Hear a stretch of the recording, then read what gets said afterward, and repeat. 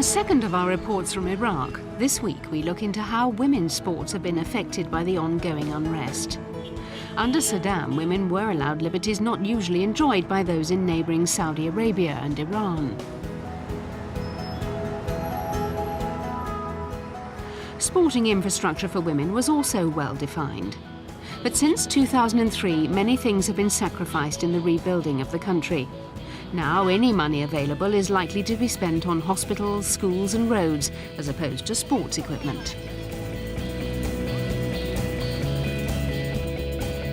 Iraq was originally excluded from competing at the Beijing Games of 2008 after allegations of corruption and political interference in the country's National Olympic Committee. The ban was overturned just in time for the Games, but several athletes couldn't make it to China. In London 2012, Iraq will be aiming for its best ever representation at the Games. One athlete who could raise a few eyebrows is 16-year-old archer Rfa'at.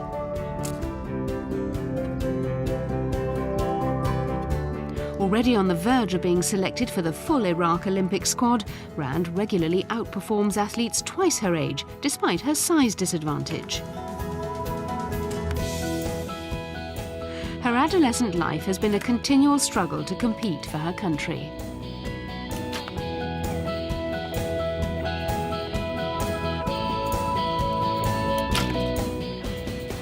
Despite many obstacles, she's always remained focused on reaching the highest level. Well, the terrible stories about our past act as an incentive for athletes. They make you want to train more, to ensure that every effort is made in your quest to bring joy to your country, especially as there is so much suffering and pain back home. You can't help but feel sad for your country, with all the trouble constantly affecting it. Other countries make progress because they have everything available to them, unlike our country. Even training is almost impossible here. Traffic is bad, but added to the number of checkpoints in the city, it takes more than an hour to reach the stadium to go to training. It's always a constant battle. Muhammad Ali is Iraqi archery's national team manager. We are setting our standards high. It's not our ambition that Rand merely reaches the Olympics. Ever since we first started working with her, we have thought beyond her just taking part in major competitions. Our aim has always been for her to win medals. We set our sights high. Nothing less than winning an Olympic medal would be our objective. Rand has made such great progress in tournaments in South Africa, Malaysia and South Korea recently that she could well reach the qualifying standard for London 2012. She's also very well travelled compared to most Iraqis her age. I must continue to train really hard to get the results I need. There is no other way. I must take part in lots of tournaments to get used to the environment of the competition that the Olympics will have. I also need to reach a high enough standard so that I can qualify for London 2012.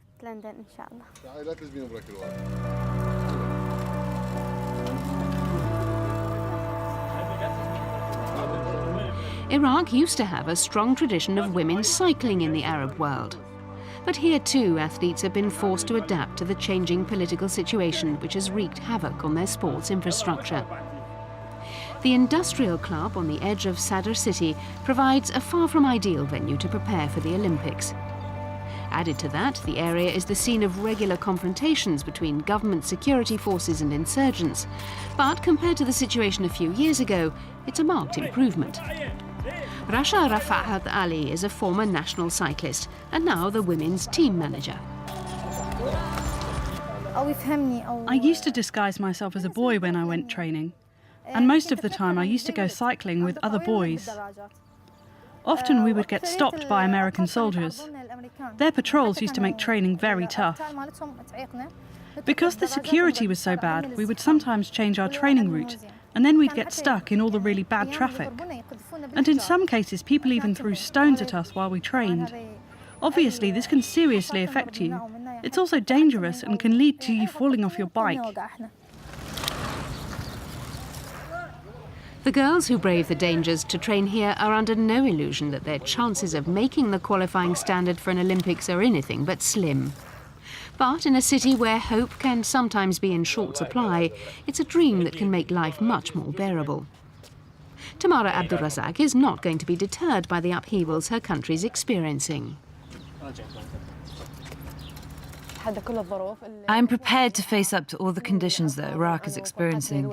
In terms of terrorism, violence and killing, if we don't do anything, the status quo will remain. It's imperative that people stand up to it. And I hope that by riding my bike, I can encourage people to stand up and help the country get back on its feet.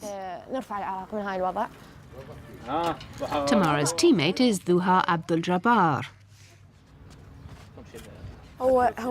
Even men have problems in this country when it comes to sport. Sport is virtually non-existent here. Nobody pays attention to it. Obviously, as girls, we face even more problems regarding sport. Baghdad is gradually rebuilding its infrastructure. But despite Iraq having the 4th largest oil reserves in the world, its potential financial revenue is not being allocated to sport. Indeed, sport is still starved of funds, as billions of dollars are being used to underpin the ongoing security operation here.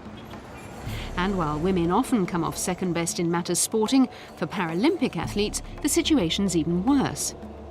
Abdul-Jabar lost the use of her legs as a teenager when she was hit by a stray bullet fired during celebrations to mark the end of the bloody Iran-Iraq war. Her playing partner, Suhair Abdul-Alamir, is the current national Paralympic table tennis team captain. It's difficult for women, and especially disabled women. People become very narrow-minded when it comes to disabled women. As far as we're concerned, ever since we started playing sport as disabled athletes, we've experienced hardship and difficulties. Society would look upon us differently, but we fought against this discrimination.